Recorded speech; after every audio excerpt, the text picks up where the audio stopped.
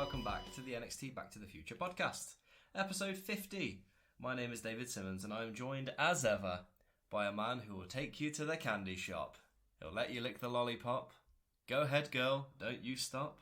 Keep going till you hit the spot. Whoa! It's Mr. Adam Howells. Get it, Adam? 50 episodes, 50 cents. Ah, there we go. I thought you were going on like some sort of weird Adam Rose reference because he's like comes out during a promo this week like with a lollipop. No. Just 50 episodes, 50 cent. Dave has just come out with an outrageous accusation that it's my fault we can't record at my house because I've put wooden floors in. Well, it is, isn't it? Well, what's been down, what's existed longer, the wooden floors in my house or this podcast? I'll let you know. Time the decide. Podcast? No, it hasn't. It has. No, it hasn't. You've got carpets upstairs anyway, you fucking idiot. Yeah, but there's no table. There's not a table here. Adam's moaning he has to come sit on the floor at my house, which is not my fault that I'm moving. And then we could easily just be at his house, sat on a bed or something. Yeah, but it's not the same sort of recording atmosphere. There's no like genuine. Some podcasts have professional setups with two microphones. Sit on a bed with me, you big freak. Definitely not. You're like gold dust. Furthest away from that image I can like get, gold dust. Please. Definitely not. There's a lot in these two episodes though. There's loads, and we've made it into May as well. It feels like we're actually a good portion into this year now. Turning the corner. There's like a good portion into this year. It's May the 1st, 2014. Nearly May the 4th be with you. Episode 96, and we're at Full Sail University. Welcome to NXT. Tonight a huge announcement from the COO, Triple H. NXT, that's what this is about. NXT is about the future. But it's funny, that line between the present and the future seems to get more and more blurred every day. You start to look at the WWE Universe and you start to see the Shield. You see the Wyatts, Biggie Langston, Damian Sandow, Cesaro, all these products of right here in NXT. And now there's this new diva. What's her name? And what's her name? Paige, that's right, and she's suddenly the new Divas champion. It's like NXT is taking over the world.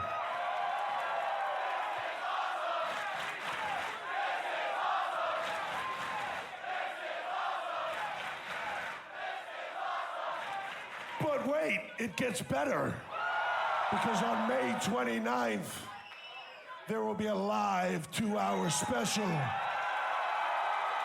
emanating from right here at Full Sail.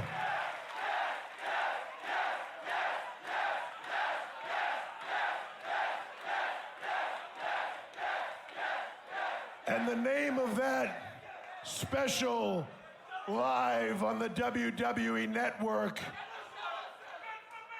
will be very apropos to the night because it will be NXT Takeover.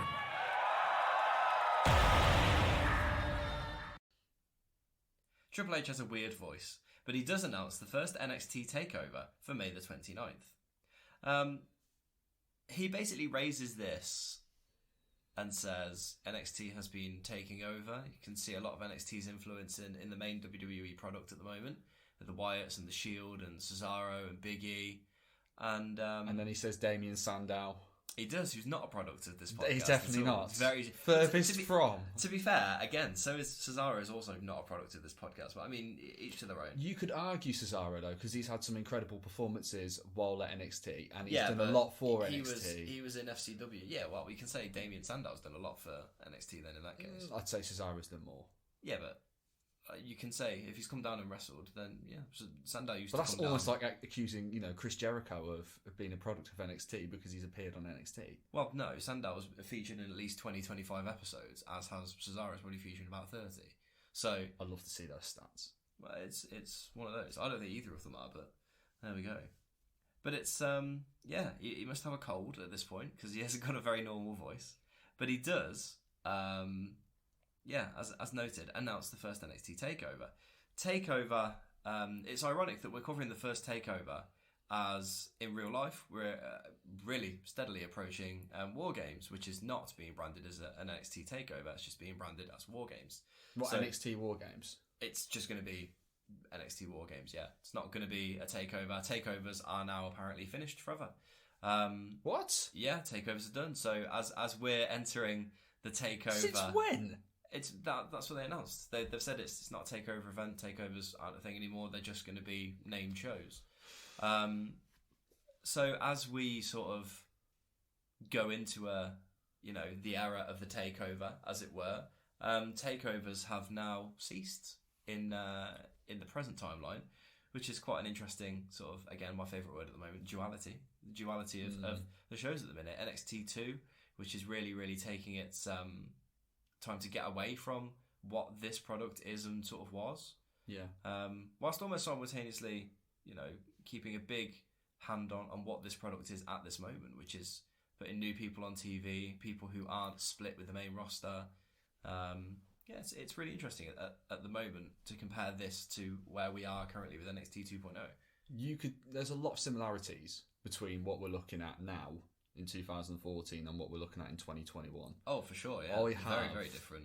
I've got an opinion on War Games, though, and I think I've probably said this to you before. Slightly controversial. I don't care about War Games. I'm not interested. I think, and my reasoning is that I feel like a War Games match has to be built up. It has to be something special. And if you're going to have it on the dot every single year and we're just going to throw teams together, I just have no interest in watching it. They threw teams together last year. This year, whilst the teams don't feel, quote unquote cohesive, this is a much more focused War Games match, the men's, than the couple of previous War Games matches for me. I think that the concept of old school versus new school is especially fitting because at the moment, obviously, you've got your people like Bron Breakker and that coming through, and you've got your old guard like Gargano could be on the way out, although I doubt it. I reckon he'll get a massive pay rise and stay. No, in this company, probably not, though. Let's be honest. They're not scared of getting rid of people. No, I can see him staying. He's too integral to the product. Him and Ciampa will never be let go, I feel like. But, those sort of people, there's a big... I suppose there's like a big gaping hole there that's waiting to be filled by new talent. I feel like this War Games match is a good place to start this rivalry of old school versus new school. I feel like it makes a lot of sense. That might just be me, but I mean, I'm not averse to it. I'd be more averse if they did like last year and they had the Undisputed Era versus 4 random people who don't get along or talk. Yeah, I mean, it's just for me. I don't like this idea of just throwing... It just feels like throwing teams together, to me anyway. And I feel the same about Hell in a Cell, though. Yeah, I agree. Hell in a Cell should be kept for shouldn't be a pay-per-view. It should be a special feud. It should. That warrants having a Hell in a Cell match. It shouldn't just have a pay-per... It's like we have Extreme Rules as a pay-per-view, but then the majority of the time we only have one Extreme Rules match. Yeah, just have an Extreme Rules match. There shouldn't be... When what the feud warrants to go in that direction. Yeah. And I feel like War Games is the same. Oh, I 100% agree. War Games is It just feels like a... War Games isn't a big problem, but I feel like, a lot of, like, having, I don't know, TLC as a... But I suppose it's a way to sell tickets, isn't it? If we had Hell in a Cell over here, we'd go, great, we're definitely going to have a Hell in a Cell match on the card, let's buy tickets. Whereas if you were going to have, I don't know, a random pay-per-view called Judgment Day... You'd think, we could buy tickets and there might be a great match, but I suppose that's the thinking. But you are right at the same time, and I 100% agree with Hell in a Cell and TLC and stuff like that. It should be announced and it has way more impact rather than Edge and Seth Rollins having a feud and then Edge going, it's Hell in a Cell in 2 weeks. Let's do Hell in a Cell. It should, out of the blue, just, you and me, let's finish this, Hell in a Cell. That's a lot more definitive and a Yeah. lot more like, yeah. Agreed. Wrestling booking is easy when you make it easy. Well, yes. I also... What are they doing with Well, takeovers also, when you as well? don't have 17 people booking it. Yeah. Okay, it's not takeovers anymore. What are they doing with pay-per-views? Are they going to have them all from the Capital Wrestling Centre then? I'm not sure. I don't know. Because I feel like they need to go back to big arenas. I do as well, and I think they'll sell tickets for them as well. Yeah, like And a also takeover feels special. Like it used to feel special when I was watching it. When you had Takeover Portland, Takeover Brooklyn, Yeah, for Toronto. sure. Those matches feel important and more special. They're more focused. For sure. Whereas if Agreed. you're just doing everything at the Capital Wrestling Centre, how can you expect your guys and girls to get better? Because you need them to wrestle in front of bigger and bigger audiences, and a takeover is ideal for that. They need to learn. Yeah, There's a difference between. Well, I suppose wrestling for smaller audiences is more difficult because things are much more defined. If you get abuse from one person, you can hear it. Whereas if someone on the 18th row is going, "Yeah, you fucking wanker," it's drowned out. But actually, WWE don't wrestle in front of small audiences, so there's no point in practicing in front of small audiences, really. Exactly. You need to have that 14,000, 12,000 people arena, and you need to know how to control them and take them on a journey. And it is difficult without practice. even like if they go to like 7,000 or 8,000 and just step it up slowly for the talent, it's much better doing it that way. Yeah, exactly.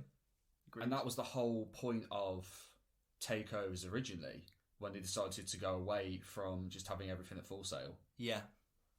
And look at how the product grew. I mean, they fucked up a lot of people in that, like, they just took people from NXT and then did nothing with them.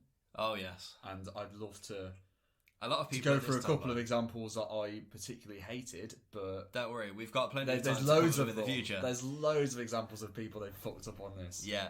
The good and bad of NXT. That felt like something that could have been on the end of a podcast. However, I feel like it was important enough to discuss it now. It's important at the moment, and actually, that leads into the question that I did want to ask you. How do you think that having takeovers every 3 months or every 2 months is going to affect this show and this podcast going forward?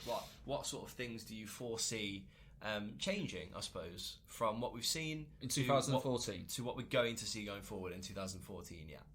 I feel like you're going to get guys progressing a hell of a lot quicker. They're going to want to work harder because there is actually an end goal. Rather than just having getting on week to week television, they're going to be going for a spot on a pay-per-view, which is important because they're going to want to push their careers on. Yeah, you're going to see people definitely rising up the card. You're going to get a more defined top of the card, I feel like, in the next 6 to 12 months, definitely. Okay. And then your mid card guys are going to have they're going to have feuds. Yeah. But feuds with meaning, where if the ending is at a takeover, or if it's just that sort of thing. So one of the biggest things that you'll get from having regular pay-per-views will be more focused direction with storylines. So at the moment, we get a lot of people feuding and then having blow-offs on, I don't know, TV, but not real sort of blow-offs. The main thing you can say is there's a blow-off in episode 1 of this, and then in episode 2, the person is back with an opportunity, and it doesn't really make sense. Whereas obviously going forward, it's going to be a lot of defined stuff. You can now work towards takeover matches. You will have more defined feuds. You'll have more defined characters because they'll be in more defined feuds. And that should, going forward, make the podcast a lot more watchable. And it should make it a lot more listenable. And it should make it just make a lot more sense. So actually, what we're going to get now is much more coordinated TV. Because now we have a place to go and a place to end things. Whereas at the moment, we don't. So that should, going forward, theoretically make this TV a lot better than it has been up to this point. Now, obviously, you've got the other main issue of people who do get successful or get pushes, eventually will go. So that's the second thing that comes with being on TV, putting on takeovers. You will need more talent. So obviously, you've had people drip in to the podcast. And again, you have a debut on this episode that is a big debut, really, in terms of a big independent name. The first of many who are going to come in. And that, again, is another thing. So you will get more coordination from TV, hopefully, and you will get more people coming in with defined characters, with defined looks, with defined personas that the audience will already know. Yeah. So they are two things going forward we should hopefully get. I feel like one of those feuds that could have used a takeover match as a blow off and it hasn't, it's sort of fizzled out a little bit, is Big Cass and Aiden English. That's the sort of thing, because that's been going on for quite a few weeks, that you could have worked towards a takeover match and they've just had... Yeah. They've had good matches between them. And they've got good chemistry as well. Yeah. Yeah. But that's a good mid-card feud that, to be honest, I can't see it going to a takeover. If it does, then I'll be pleasantly shocked. It's not going to go to a takeover, is it? I don't think so. Exactly. So first up, we've got Tyson Kidd versus Bo Dallas. Tyson Kidd comes out, it's all very merry. However, Bo has a new Titantron and he has new music, and it is incredible. It's, what the fuck is this? Regal has the collie wobbles. I'm pissing myself laughing. Adam, just how good is this? I don't know. I'm confused. Is this like his gimmick he does on Raw then? This is his the gimmick. Titantron. Yes. He's referred to as the inspirational Bo Dallas. We've got inspirational styled music, complete with wonderful pictures of eagles flying around mountains, deep blue skies, and lots of thumbs up from Bo as well. Regal finally has something to Bo leaving. I honestly think this is hilarious. I really do. I think this is really, really funny. We have Tom Byron and Regal on commentary this week. This is a GOAT team. This is a very great good team. As long as you don't get Renee involved, this is a great team to have. Yes. For TV. Yeah. It turns out there have been videos of Bo on Raw and SmackDown, and he's coming soon, apparently. Bo offers some advice to Kidd after a couple of early knockdowns, telling him to not stop Bo leaving. After a slowdown in momentum, Kidd speeds it back up with a beautiful knockdown, huge kick to the back, and a beautiful Dynamite Kid-styled snap suplex. Bo counters and sends him face first into the apron, taking control. He stifles some comebacks to keep Kidd down and almost out of this match. Beautiful running Bodog from Bo, who scores a 2, but he is getting frustrated, which they mention as an ongoing problem for Bo in NXT in recent times. Kidd hits the blockbuster after landing on his feet and avoiding being caught on the top rope for a huge 3, and Kidd has beaten the former NXT Champion, the longest reigning NXT Champion, clean as a whistle. Massive pin. Huge pin, especially, as someone who has held the title. Yeah, of course. There's a lot to like in this match, to be honest. Like, the pacing is pretty good. Bo has improved tremendously. Yeah. I mean, tremendously. Bo goes for a pin, he gets a 2, but then he uses vicious knees afterwards, which will quite like that, because sometimes, people will pin, and then I'll just stop what they're doing. It's like, why, if you've gone for a pin attempt, why not try and take advantage? Yeah. Those little things, Bo does pretty well in this. He does hit his shit judo throw. Attempt. And do you know what, though? At least he's not using it as a finisher. He uses it as a transition move. And actually, the difference between him now and him... now I don't go, oh, for fuck's sake, when he's wrestling. No. Whereas at the beginning of the podcast, I used to go, oh my God, no.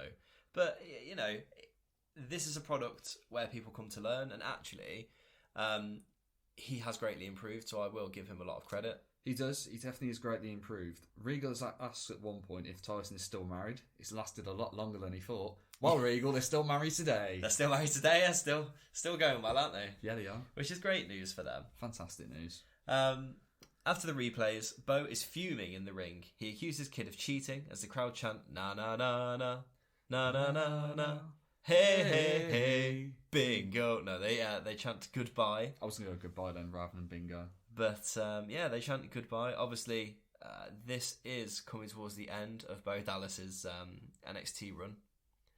And actually, next week could be the week. What, his last one? He's no longer in NXT from next week. Is perhaps. he? So yeah, it's going to be an interesting one to talk about next week, but we'll save it for them. There's quite a lot of few last ones, I think, on that one. Yeah. So we'll save it, and we'll save it for next week. Yeah.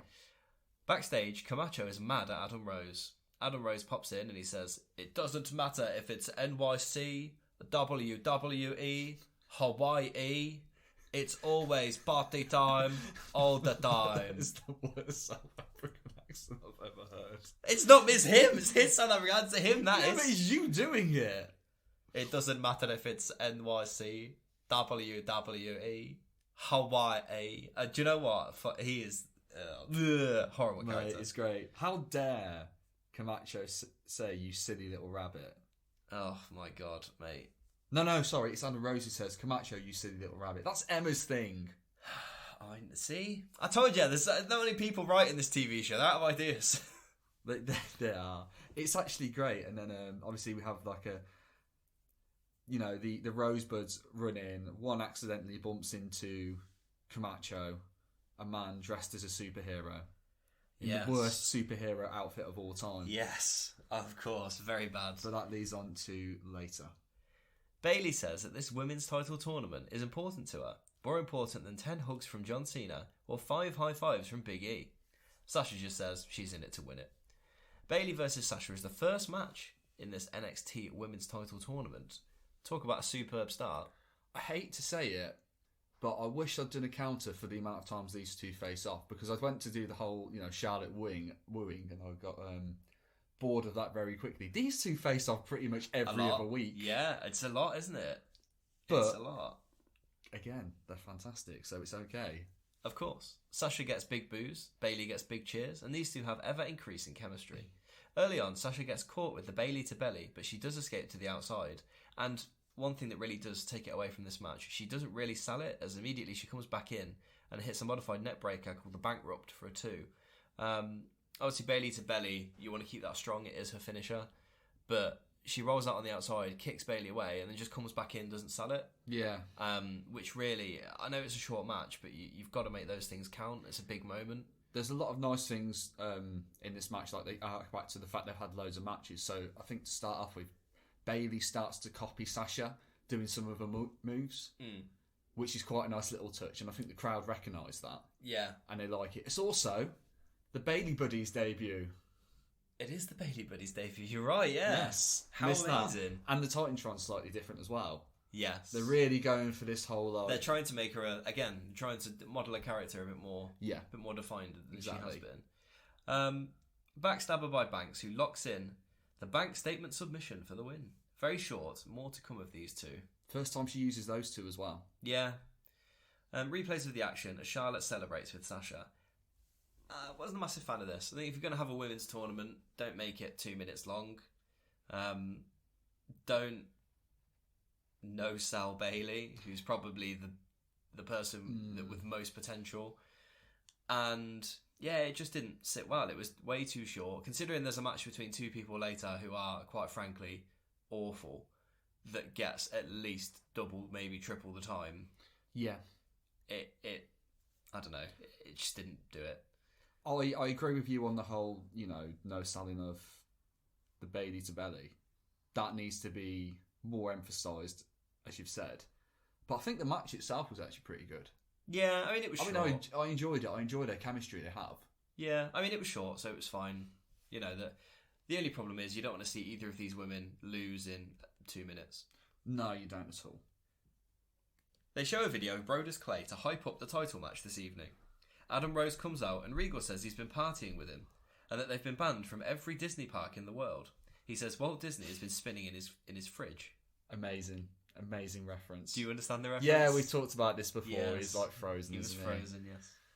He's facing the West Ham Hammer himself, Danny Burch, who Regal, of course being English, talks up. Rose runs round the ring, making, silly corners of the NXT arena woo. It's basic, but again, somehow this is over as everyone chants that they are Rosebuds. Rose does a lot of boring comedic shtick. He hits some chops and some right hands, a back kick in the corner and a Bronco Buster. He claps and the crowd get behind him as he hits the party foul for a 3 count in quick time. Regal says he's impressed with him and the Rosebuds come out as Camacho runs behind and assaults the one who knocked into him earlier, enraging Rose. There's also a bunny out there who on the main roster gets a whole storyline. The bunny gets a whole storyline? Goes on for about 4 months. Turns out it's Justin Gabriel who's the bunny. Oh, okay. It's lame. Yeah. Not good. South Africans unite right there. Absolutely. On that Brodus Clay promo. Yes. Has he been on holiday, or has he just applied a I was ridiculous going amount to of say, fake tan? I actually say here, he's very brown. He's incredibly tanned, but they're in Orlando. So how is it only just now that he's caught a tan? I think it's fake tan. It has to be. I think it's fake tan. I must say, he does look absolutely she. Mate, he looks like he's been tangoed. He looks awful. Brodus is backstage. He says everything was taken from him, and Neville will be lucky if he's left with a heartbeat when he's done with him. He says Neville's smile is gone, and that he cannot smile pretty like him anymore. Odd promo, this. Yeah, it felt great. Very unnatural. Yeah, it's not great, and he's just like, I am the baddest man. Okay, mate, calm down. In fact, actually, what I will say is, this was so bad, and I was kind of tempted not to put it in as a promo, but there's only this and another promo, the beginning promo and another promo. So, stick that promo in here, because they can hear how bad it is. He breathes weird as well, he goes... It's really odd. This NXT Championship opportunity versus Adrian Neville tonight. Want to get some comments from you? Yeah, I got some comments. Everything's been taken from me. Now I'm doing the taking. I'm a little selfish now. Last time I saw Neville, I took his smile. I knocked all his front teeth out. And now he'll never smile pretty like me. And now, I'm gonna take the NXT Championship. He'll be lucky if I leave him with a heartbeat when I'm done with him. Because I'm the baddest in the world. I'm the baddest in the world. Natalya is out for her first round match in the NXT Women's Title Tournament, and we get an advert for the WWE 50 Years Encyclopedia. Have you got the 50 Years Encyclopedia? I do not have the 50 Years Encyclopedia. You probably get it on Amazon now. I could do. I'm the walking 30-year encyclopedia, nearly 31. We hear from Natalya, who says that she regards winning this tournament as a dream come true. Congratulations to Natalya as well, who this week became the woman with the most matches in WWE history. She's also the most winningest woman in the history of the company, with, I believe, over 500 wins in her career.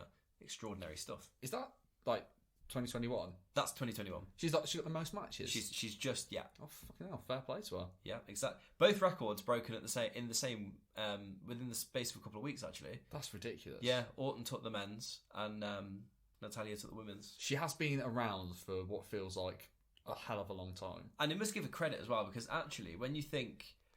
When we started watching this podcast, the way women were used and portrayed, and by the end of this podcast, we'll never end, we'll go on forever. But we'll go on forever, this. Yeah, these sort of women, the way women are portrayed in now in wrestling, especially, it's a really strong time for women. She's the only person who's survived that changing because she's just that good. Yeah. And actually, you've got to give her a lot of credit because, let's face it, no other woman... It's nothing to do with the name that's attached to her. No. Nothing at all. No. Because if her name was, I don't know, Mini Driver, she'd still be alright, wouldn't she? Why'd you go Mini Driver? Don't know. Are you thinking of buying a Mini Driver like this summer for golf? Is that what you... Oh, yes. She's 13 degrees. You actually need to buy a driver, mate. You need to stop using my one. You're pinching mine out of the bag. I know. It's cheating. I'm at a deficit enough without you nicking my driver. Yeah, I think fair play to her. She's done really well to go through all. She deserves it. You know, this time period and the massive transition. For sure. And they don't just keep people for names. You know, who was it they dropped a few weeks ago? That I fucking hate. She shouted my hole. I can't remember her name now. Nia Jax. Yes. It's fucking snowing. Fuck off, is it? Oh my god. It's only... Yeah, but the sky's white, mate. That is nothing. Nothing. Mate, the sky's vanilla ice. Mate, it's not the first time we've got excited by snow on this podcast as well. True. When we do an ECW show and Al Snow's there, we're going to be like, what does everybody want? Head! Sex jokes. Are we talking about this just because we don't want to talk about Natalya v. Layla? No, Natalya v. Layla is what it is. I just think she deserves a well done. Okay, yeah. Congratulations. Yeah, she's facing Fandango's new dance partner, Layla. What happened to Summer Rae? What's happened to Summer Rae? It's WWE. They just changed their minds, didn't they? So what's Summer Rae doing? No idea. Nothing. Nothing. That's it. Ridiculous. That's it. Ridiculous decision again. I think she teams up with someone else. I can't remember who. I can't remember who. She's still in the company though. Oh, okay. She's in the company for a little while longer, and I'll tell you why I know that in about a year's time. Okay, fine. Natalia starts off showing some nice technique and some good chain wrestling before Layla shows good aggression to get back into it. A nice clothesline for a 2, and she stays in control. Discus clothesline by Natalia, and she takes her fucking head off. She attempts a sharpshooter, but Layla counters, but it simply isn't enough, and the sharpshooter is applied for a quick tap out. There you go, we spoke about it. This was what it was. Yeah, it was fine. It was short enough for me to not be upset about it. Yeah. Which I think really is the grand scheme of things, is what you want. They say in this commentary that both are former Divas champions. I'm not surprised by Natalia, but Layla was a former Divas title holder. Multiple times. Really? Do you want to know? When she was a part of Laycool, you're not enough for me. Wow, wow. Mate, the original Iconics, they were. Yeah, we had Laycool, which consisted of, obviously, Layla. And who else? Michelle Cool. Michelle McCool, a.k.a. Mrs. Undertaker. Wait, weren't they joint champions? They were joint champions, yes. They had the women's titles, and they had like half and half, and they used to put them together. Yeah. See? You know Laycool, don't ya? I've seen it somewhere. I can't remember what I was watching. You know Laycool. Neville's asked about his mindset. Neville said he had his teeth knocked out, but he's worked too long and too hard to lose to Brodus Clay. He says he'll beat him again, but not by count out, but in the middle of the ring. And also, Adam, there's an advert for the After the Show DVD. It looked quite cool, didn't it? It looks pretty decent. Yeah, I have that DVD. I'll give it you. Oh, do you? Yeah, I have that DVD. I'll give it you. It's good. I've got it on Blu-ray. Ah. Oliver Gray's out for action. Check out our interview with him. He's facing Mojo Rawley. Mojo runs so quickly out of the curtain here, the camera misses him and tries frantically to look for him. I was so excited to see Oliver Gray again, and then Mojo's, do you know what as well? Early Mojo's on, music hit, and I was like, oh no. Fuck's sake. Mojo screams and asks if we can feel it. Can you feel it, Adam? And by it, I mean unspecified hype. I feel like the hype is gone. Yeah. The hype is no more. Mate, Gray ferociously is all over Mojo. He hits him with some real hard right hands. He does, and knees as well. And it's a great start, actually, but annoyingly, Mojo just hits 2 moves and wins. It's really frustrating because, again, we're not only saying this because he gave us an interview and he was a really nice bloke, but actually, as much as I wasn't a fan of him in a tag team, and that was mainly down to the style that was employed when this tag team existed, his solo stuff so far, every chance he's got, he has bounced off the screen, and he has done a good job in actually getting some momentum going, but they just won't give him any opportunities. It's really frustrating. Yeah, for some reason or another, they haven't got him in mind for anything. Literally, yeah. It's so frustrating. It really is. It's ridiculous, really. Really, really annoying. And then you just give Mojo 2 moves, and that doesn't really do anything for him either.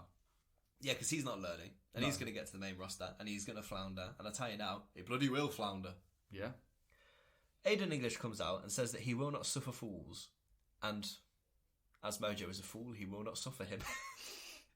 He attacks Mojo, who fights back, obviously, and English heads for the hills. Looks like they're feuding then, does it? Yeah, I feel like we've moved on from the Big Cass feud. Again, it weren't really like a definitive end to it, but we're now just going to have to forget about that, and now we're going to have this. We need the big ending, don't we? Yeah. So Brodus comes out first for the main event with 9 minutes left. And it's ironic as well, because not only has Clay, shown himself to be quite green, but also he's gone for a shade of brown as well. Ron Seal collaboration, mate. There we go. I can love it, mate. Historic, that is, in the podcast. Neville tries to do a Mojo and get past the camera, but the cameraman is aware this time. Neville says apparently he's ashamed to win by countout. Well, that was quite interesting. He wants to win by pinfall tonight. Early, Neville actually is in control. I thought this would go the other way, did you? No, he starts by battering the piss out of him. He does. Just kicking the living fuck out of him. Kicks the absolute jangles out of him, doesn't he? Yeah. Clay pushes Neville into the corner, though. He tries to dive on him and he just goes, no! Just throws him into the corner. He hits a huge throw and an elbow drop, but Neville kicks out. Clay stays in control. As an eye rake, Neville goes for the knee, and he works on both knees, a good idea against such a large opponent. The crowd chants for tables, but Clay levels him with a headbutt. He gets a huge powerbomb, which elicits better than Batista chants. A splash, but Neville refuses to stay down, as Regal and Saxton question how he does it. Apparently this is a no DQ match. Did you get that? Yeah, I did. They did mention this at the start. It also looks like Brodus Clay's hair is stuck on with double-sided tape. It does. It's got fucking braids on the top. I mean, it looks shit. I'll tell you that for free. Yeah, it's not good, is it? Really, it's not. It's being honest. Clay gets the title and he runs into the corner, but Neville super kicks the title into Clay's face, hits the red arrow, gets a 3 count, and retains the NXT title. The match was fine. However, Regal overblows it and says it's one of the best performances he's ever seen. All right, mate. Yeah, it's definitely not that, but it's an important match for the Neville. podcast and Neville in general, because hopefully this feud is now over and we can look forward to something new. Well, this is what I mean. And I'll tell you what I mean later. But this is what I spoke about at the beginning of the episode. But yeah, what did you think about the match? I mean, it was relatively short, but it was relatively pain-free. It was all right. It did what it needed to do. If it was any longer, I probably wouldn't have been that interested. Yeah, when I saw it was 9 minutes left, including entrances, I was like, woo! Nature Boy, let's go! Come on, the boys. It's so nice not to have like 18 minutes left of a show and think, oh no, it's Bray Wyatt! Snakes and shit. Oh, God. Exactly. Fucking hell. Yeah, nice finish to the episode, and now we can move on with this, and we can actually see, Neville wrestle someone of note, hopefully. Yes, hopefully. It'll be interesting. Hopefully. It's May the 8th, episode 97, and again, Full Sail University. Emma is out to start the show, as Matt Bloom says how much he loves Bubbles to Renee. Rich Brennan shows the brackets for the tournament.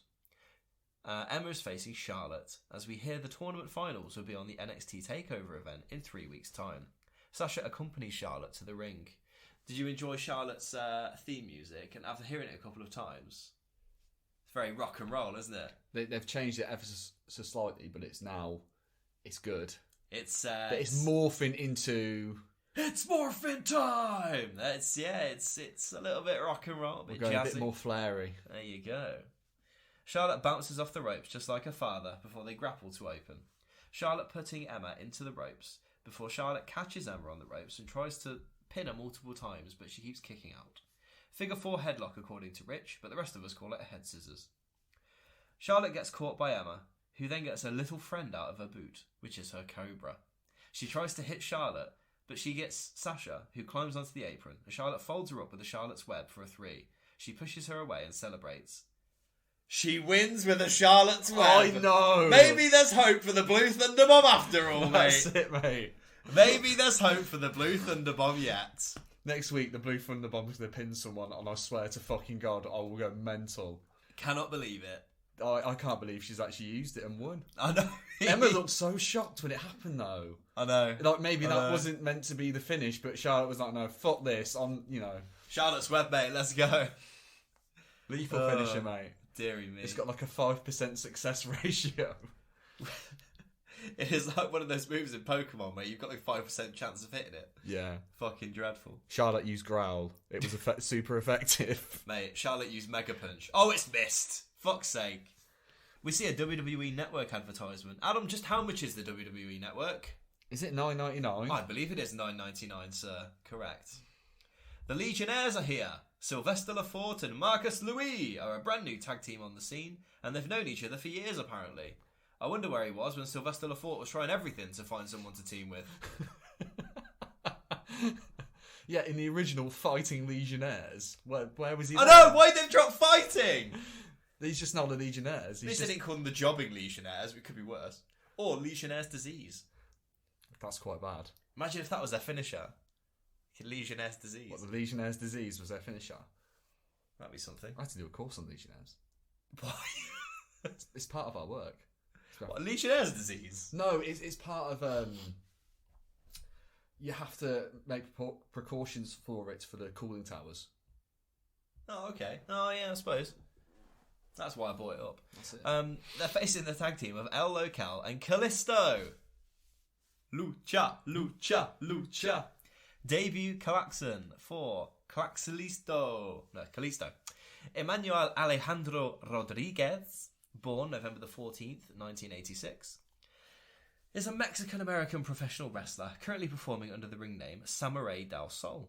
He was known best for his time in WWE, where he performed under the ring name Kalisto.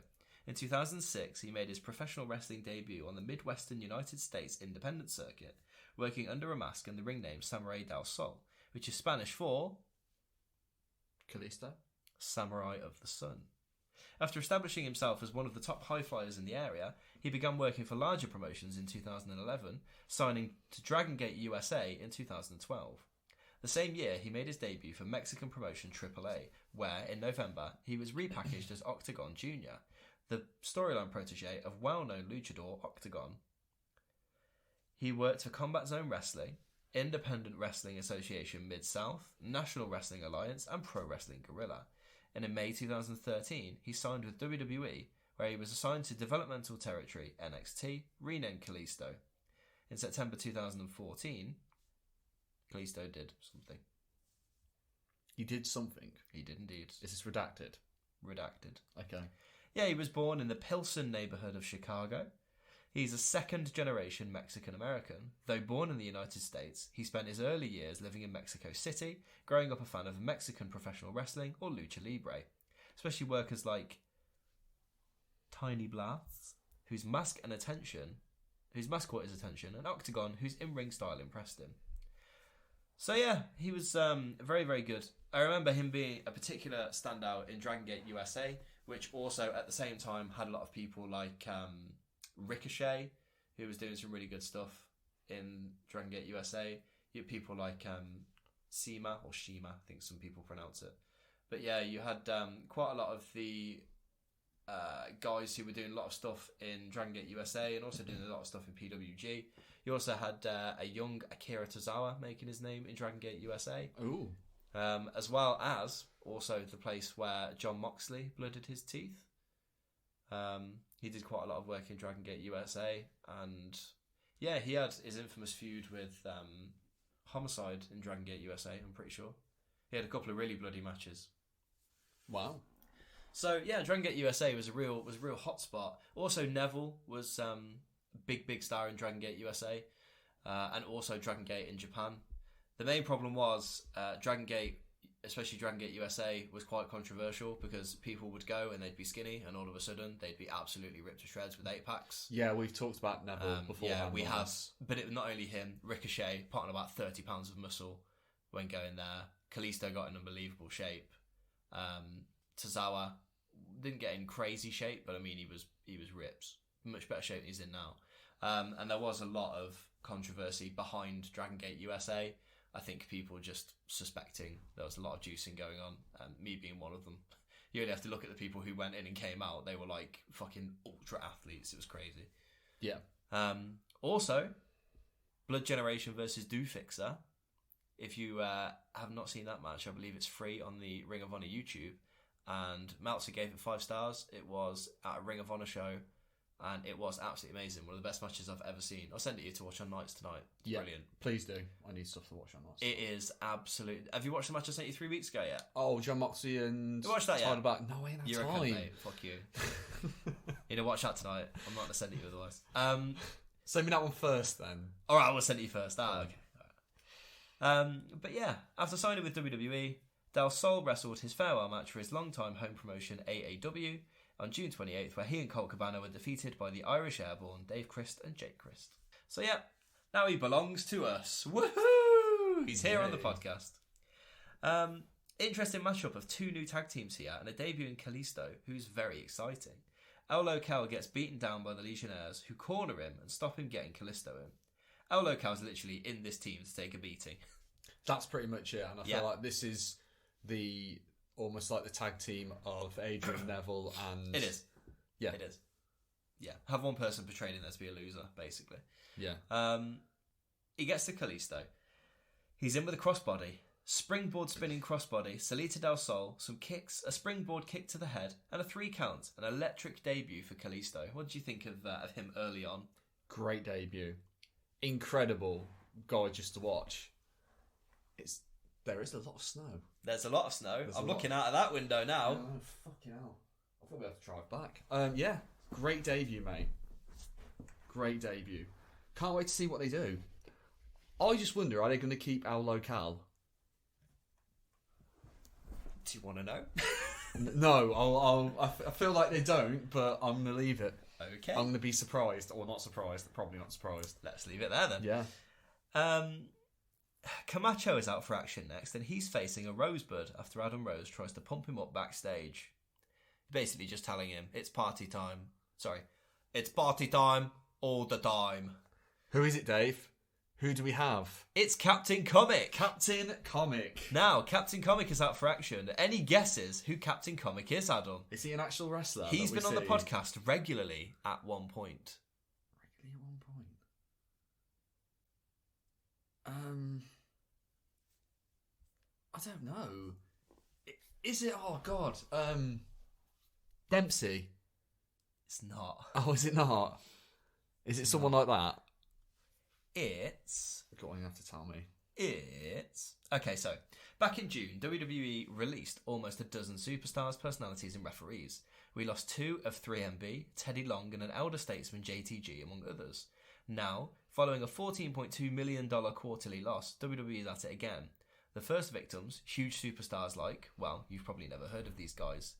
The most notable cut is Garrett Dillon, a.k.a. Adam Rose's Rosebud Captain Comic, a.k.a. the son of music and film legend Chris Christopherson, a.k.a. member of the tag team The Mechanics. Garrett Dillon? Yes, Garrett Dillon is Captain Comic. Oh my God. However, he was released shortly after. Oh, okay. So, yeah. Also cut, you might have heard these people. Travis Tyler is jobbed a few times. Yeah, heard of Yeah, him. he's gone. Mac Miles, who debuts in the podcast in a couple of weeks' time and doesn't tag into an Ascension squash. Slate Randall, a journeyman independent wrestler known for appearing on The Rock's TV show The Hero. He was Dean Ambrose's first tag team partner in WWE, but the closest he got to television was a pair of dark matches for ECW and a dark match NXT loss to Yoshitatsu.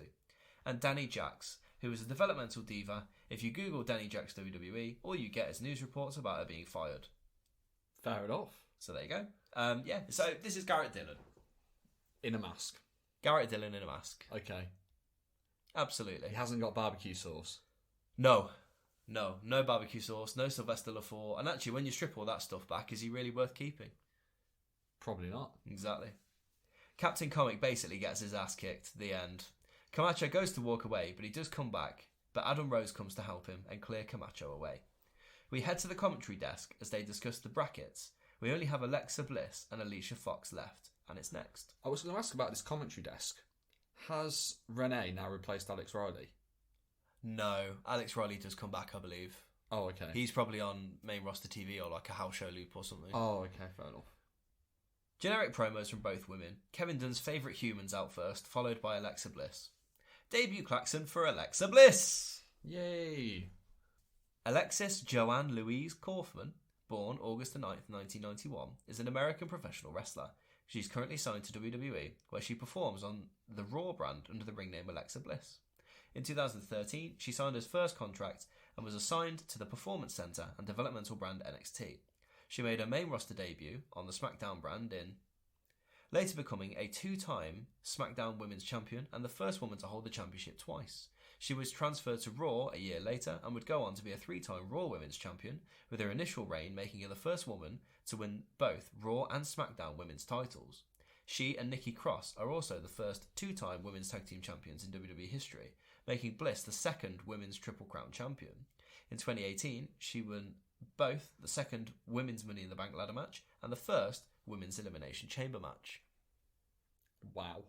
She's done an awful lot when you consider, I suppose, unless you were keeping track of it, there was one point where she was untouchable. Yeah. I think I remember watching a long old period where she 2017. Yeah. 2018. Yeah. She was pretty much the top woman. She was, yeah. She was. And it's not only until really she got concussed out of nowhere, and I think she lost a lot of confidence from that, that she sort of started to fall away, and she's never been the same since. And then they changed the character, and now she barely wrestles. She's sort of just there as a character, isn't she? Yeah. But yeah, for sure, I think that definitely gave her a bit of a knock. But it would have been interesting to see where she'd got to. I mean, she's still got time. She's only 30. Exactly. Like she's young enough. I think she's younger than Charlotte now, isn't she? Yes. Yeah. So she's got Charlotte's time. the elder stateswoman out of the 4 of them. Is she? Out of the 5 of them, yeah. She's. Are you talking about 4 Horsewomen and Alexa? Yeah. You class her in that sort of group? No, but just no, she's not in that group. But they're all just women that sort of together at the same time came in and were big. Do you know what I mean? Outside of probably the 4 horsewomen, she's probably the most successful woman they've had over the past 10 years. Asuka? True, yeah. I mean, Asuka, more successful overall, but I mean, she's spent a lot more time on the main roster. Where's Asuka right now? She's injured. Is she? Yes, Yeah. I believe she's done a rotator cuff, so she can't. Oh, fucking hell. Yeah, she'll be out for about 6 months. She's been out for a while now. She's been out for about 4 or 5 months already. Yeah, she's expected about a year out. Rumble She's return. still in a sling, from what I saw. She posted on Instagram the other day. If you don't follow her on Instagram, do. She's hilarious.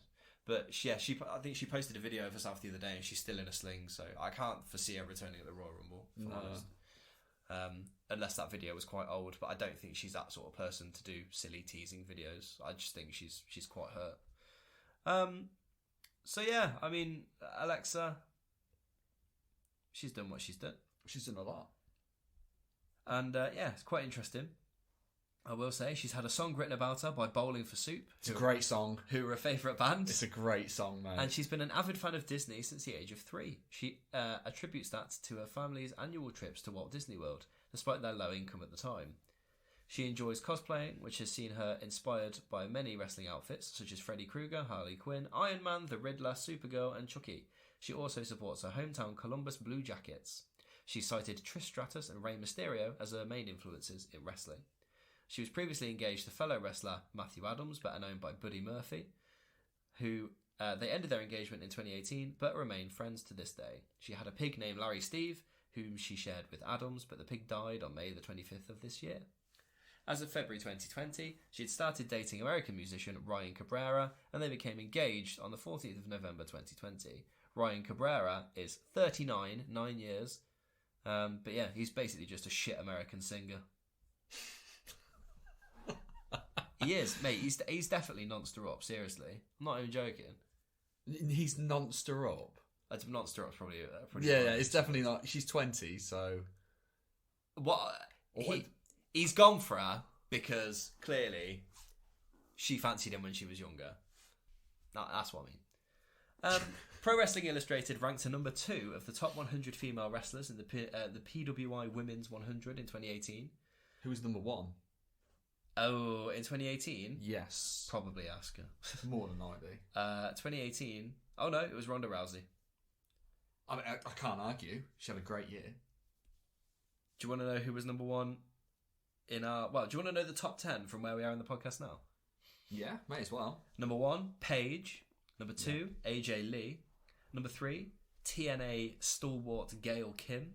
Number 4, independent stalwart cheerleader Melissa. Number 5, independent stalwart Lou Fisto. TNA's Angelina Love comes in at 6. Ivelisse Velez comes in at 7. You might remember Ivelisse as Sofia Cortez. Ah, yeah. Number 8, Courtney Rush. Number 9, Natalia. And number 10, Charlotte. Yes, Charlotte is in the top 10 this year. Fucking mad. Yes. Quite interesting. Courtney Rush is also known as Rosemary, who's she's quite a famous wrestler. Okay. This is a match anyway. Yeah, this is a match. This is definitely something. I remember this music very clearly. Dear. I remember this music very clearly. I was like, I was watching it earlier. She comes out, glitter and all. Yes. She blows glitter everywhere. And Regal goes, oh my. He's stunned. Alexa hits her classic Alexa Bliss double knees backflip. But what a match this is. In her promo, her gear was also dirty as well. She had like fake tan on the sleeve here. Did you notice? I didn't notice that, no. Not that I can talk. I'm not a beacon of cleanliness. But Alexa kicks out of Alicia's fisherman suplex. The world's longest headlock by Alicia. She's been watching too much Randy Orton. Yeah, that's the problem here. Alexa fights back with forearms before something I've never seen before. She does a tilt-a-whirl head scissors into a roll-up for a 3. I have never seen it before in my life. I swear to God, never seen it. Yeah, it was something to behold, that one. Unbelievable. In a good way, I'm not sure. But I've never seen it. Quite interesting. There we are. I was stunned. What a massive win that is for Alexa on a debut. Yeah, absolutely. Huge win against someone who has been a stalwart of early NXT. A stalwart of the women's division. She's been in the company for a while. Yeah. So, and she's a former, what are they called? Bloody Divas champion as well. Yeah. Adrian, first off, congratulations on defending your title last week. Now tell us, what are your thoughts on tonight's Battle Royal? That's right, Devin. You see, the Funkasaurus is finally extinct. And that's down to me, the man that gravity forgot, Adrian Neville. The Battle Royal tonight? Well, I commend whoever wins that match. Because as you can probably appreciate, a Battle Royal is a difficult match. You've got bodies flying everywhere. You've got to dig deep. You've got to outlast everybody. Look at Cesaro, for example. At WrestleMania, he had to lift a literal giant onto his shoulder, toss him over the top rope to win the Andre the Giant Memorial Battle Royal. So my hat is off to whoever it may be that wins tonight. They've earned my respect. And I look forward to the challenge, and I look forward to the competition. Thanks, Devin. Thank you. Wow, he's looking forward to the Battle Royal. Oh, yeah, definitely. Do you reckon he's looking forward to watching Newcastle for the rest of the season? Fuck off. Fuck right off. I'm just going to put it out there now. If Newcastle lose to Norwich on Tuesday, we're not going to be recording next week because I won't be able to sit in the same room as Dave. Oh, do you know what? You smug cunt. You are going to get relegated, mate. You were shocking yesterday. You would get relegated. Mate, honestly, like, and I'm going to have a fucking rant about it now because it's my podcast as well and I can do what I want. It's a fucking joke. Because you see it on social media, people saying, oh, Brucey would have done better and that. The only person whose fault it is, I say person, people, it's Mike Ashley's fault and it's Steve Bruce's fault. And that cunt gets to fucking sun himself with £8 million payout and people don't, people feel sorry for him. Fuck off. Honestly. I have to say, I think that if you get relegated when you got 100 million spent in January, there's 25 games left, it's got to go on Howe, I'm afraid. I think the way it's got to go on Howe. The way he set up the team yesterday was to be more attacking, but then the team just didn't do that. They just sat back. No, you don't play Ryan Fraser as a left wing back, and it wasn't an attacking team. That's our attacking team. You don't play five at the back if you want to play attacking. Mate, no, wing backs, mate. Wing backs try and get you on the break, but that's all. No. We never got you on the break. But also, we should have had like 2 penalties. So, mate, if you thought both of those were penalties, you need fucking Wilson's was. He got knocked out completely. It was no attempt. He didn't get knocked out. He did, mate. Shoulder barging is part of the rules.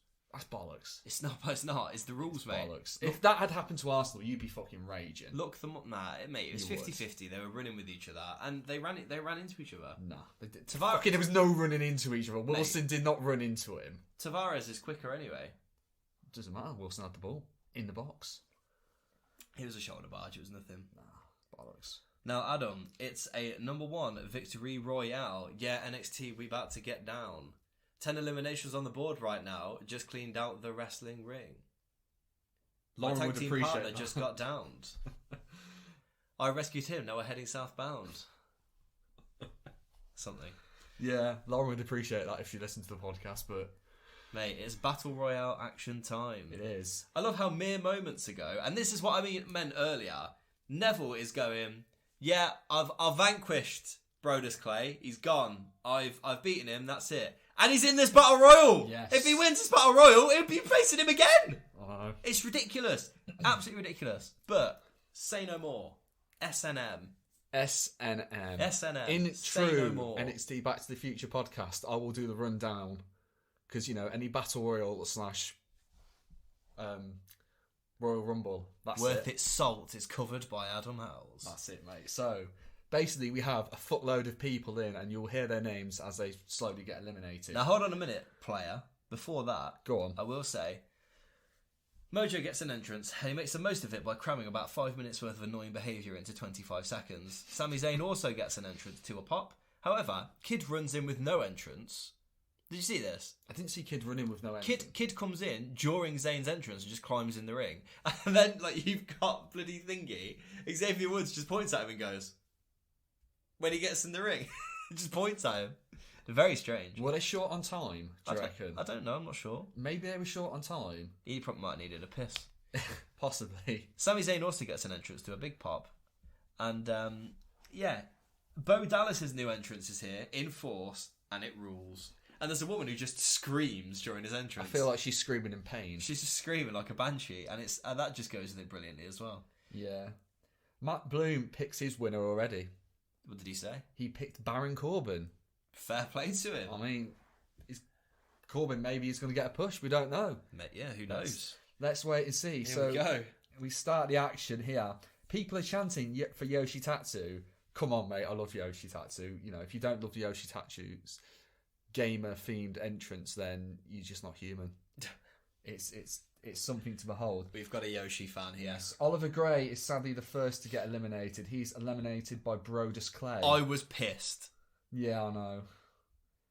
It hurts. And then Brodus quickly eliminates Kurt Hawkins. And then, incredibly, everyone gangs up and eliminates Brodus Clay. Yes! So there won't be a rematch. Yes! Come on. It's quite slow in between eliminations at this point. Aiden English then gets rid of Danny Burch. Mason Ryan gets rid of Aiden English. Come on, you think, yes, we've got some fucking, you know... This man had like 11 or 12 eliminations in the last Battle Royal. He's going to be getting, you know, big numbers today. So he doesn't, but...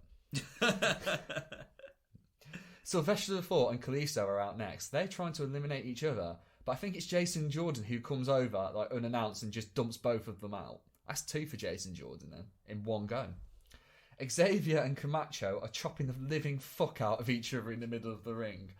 You'd love to see it, to be honest. Yeah. You know, you have about 2 minutes of them doing nothing again and the crowd's getting a bit restless.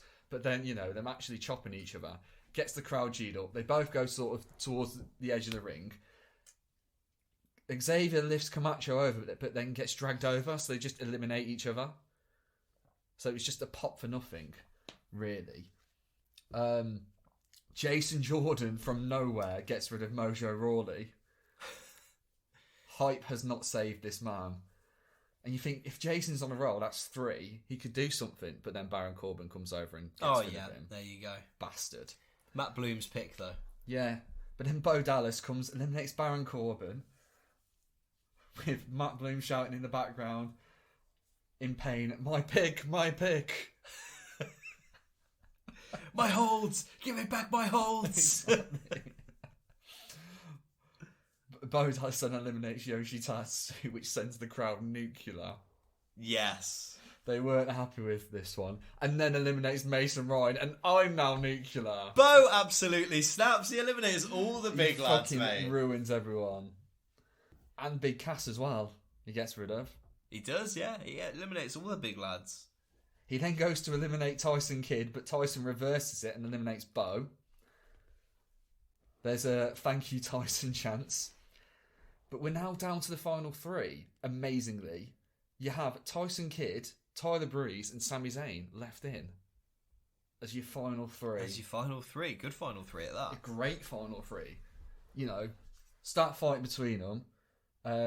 Tyler hits a beauty shot, so that means that on Tyson, so he's sort of knocked out the picture. Yeah. As Sami and Tyler start fighting, they eventually get to the end of the ropes, and Tyler lifts over Sami, who's now just hanging onto the top rope. Yeah. 2 hands, feet dangling just above the floor. It's a beauty.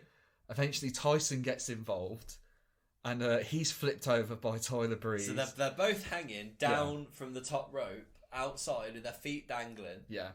But then, Tyson Kidd skins the cat. He does. Grabs Tyler Breeze's head. Head scissors him.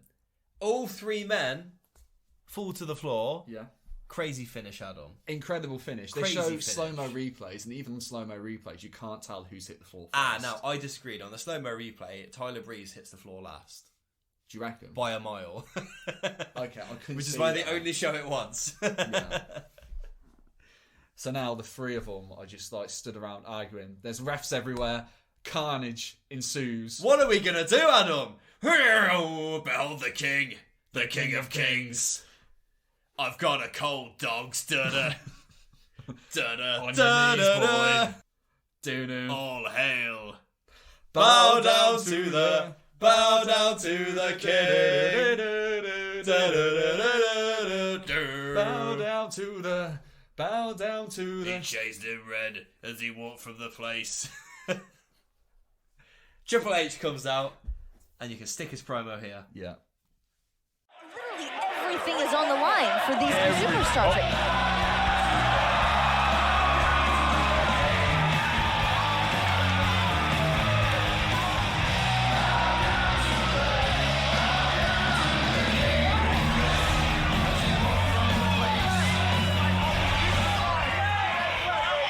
Here's the thing. Obvious confusion here, right? But like I said, we need a #1 contender for May 29th at NXT Takeover. What do you think we should do?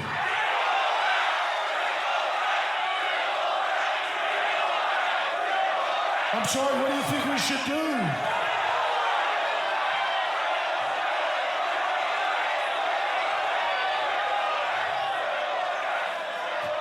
Obviously, they know what is best for business.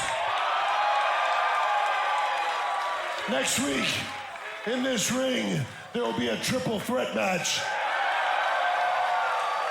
The winner of that match will face the NXT Champion, Adrian Neville, May 29th at NXT Takeover.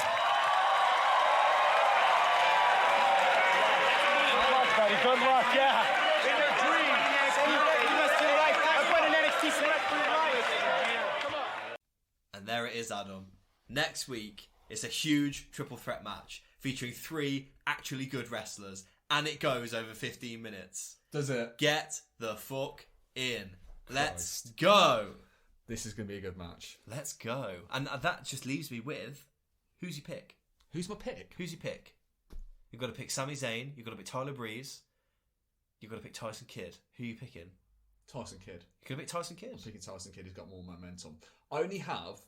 yes, he did get a big win over Bo last episode. Yes. Okay. I have one issue with this. Okay. With this whole Battle Royal. Yes. Right. So, the idea of a Battle Royal and just any sort of match with massive amounts of big meaty men. Slapping meat. Exactly. Yeah. Right.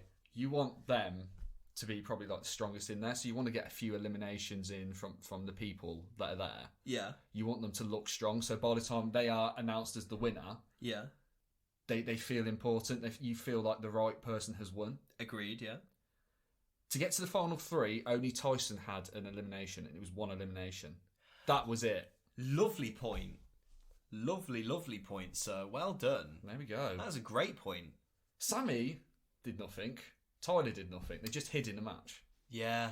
I mean, that's the thing you can do in a Battle Royale. But yeah, when you pick it out, it makes a lot of sense.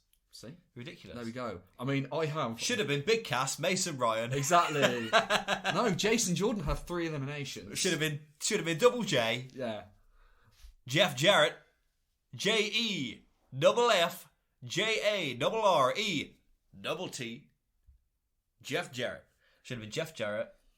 Yeah. Oh, mate, imagine that. What, imagine Jeff Jarrett in a Battle Royale? No, thank you.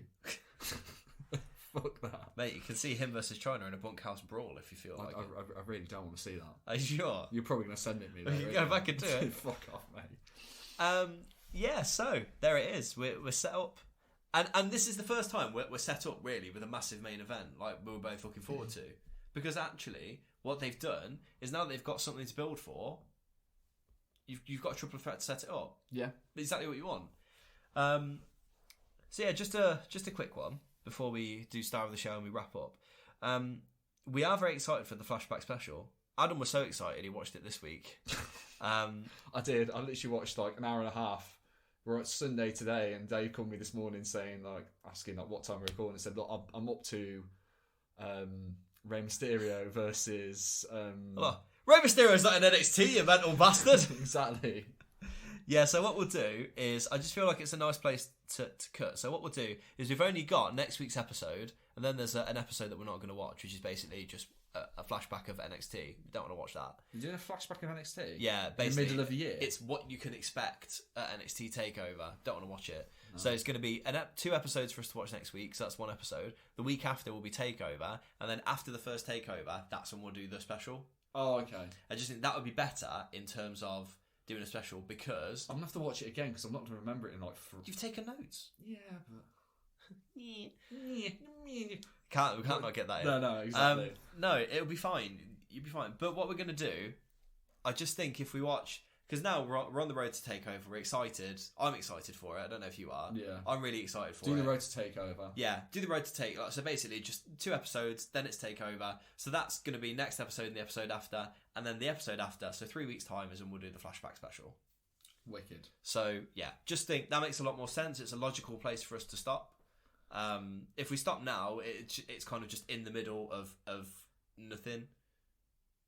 Do you know what I mean? If it sounds like we're making up the schedule week by week, it's because we are making up the schedule week by week. I didn't realise we were as close as we were to Takeover, so that's why. Like, I was looking today and I was like, actually, we've only got 2 weeks of TV next week, and then Takeover, and then after that is when things get reset anyway. As you say, a lot of people, or a couple of people now move on. New stars are established, new feuds are established. We might as well just stop it after Takeover when things get reset. Isn't this Battle Royal the last appearance of Oliver Gray as well? Yes, this Battle Royal is the last appearance of Oliver Gray. Do we have any other last appearances on this? That you can remember off the top of your Let me have a look. I don't think so. I think everyone still sort of sticks around. I don't think Brodus Clay's back. Camacho is near the end, but he's not done yet. He gets released. And then goes and joins Bullet Club. He gets released and joins Bullet Club? He's part of he's part of like the big Samoan wrestling family, mate. Did not know that. Well, yeah, he is. He's related to. I'll tell you, who he's related to. Yeah, who's he related to? Yeah, so he's known as Tangaloa. I've heard that. Yeah, Tangaloa. He was in Hunico. Then he went to TNA when he gets released for a year. And then 2016 he heads off to New Japan Pro Wrestling. So he was announced as the newest member of New Japan Pro Wrestling stable, the Bullet Club. The announcement was made by his brother, Tama Tonga, who challenged Togi Makabe and Tamoki Honma to a match for the IWGP Tag Team Championships at Invasion Attack 2016. He was given the new ring name Tangaloa 2 days later, while his brother was him and his brother were dubbed the Guerrillas of Destiny, GOD.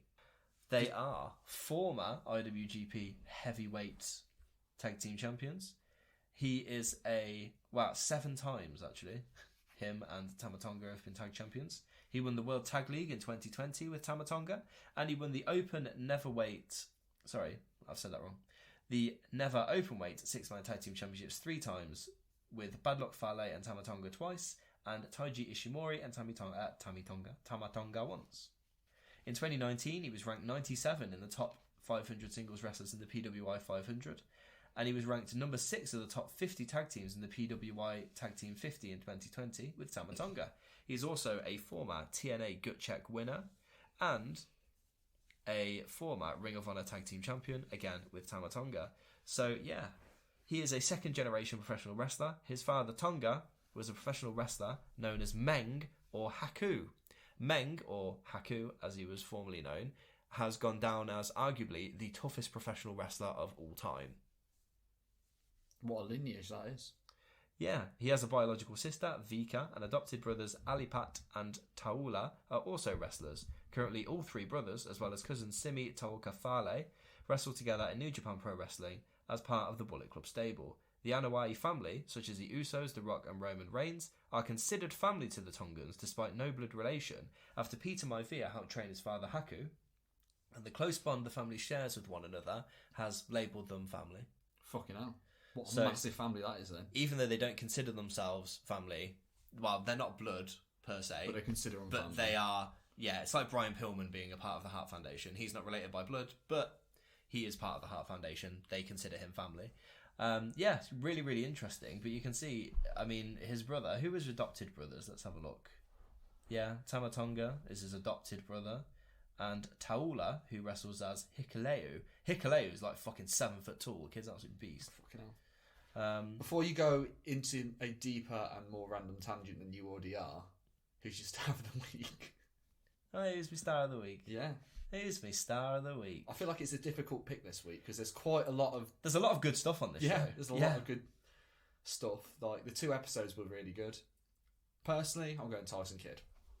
Yeah, Tyson Kidd has Massive a really, win. Has a really against good Bo win. Dallas, and then getting an opportunity like next week to be the number 1 contender.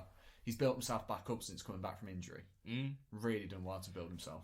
Speaking of building themselves back up after coming back from injury, even though they weren't given a lot of opportunity to shine, I feel like every single bit of their TV time, which wasn't a lot, they used to their fullest extent this week, and that's why I'm going to go for Oliver Gray, who I think really, as his last appearance, he tried as best he could against Mojo, and he showed good aggression.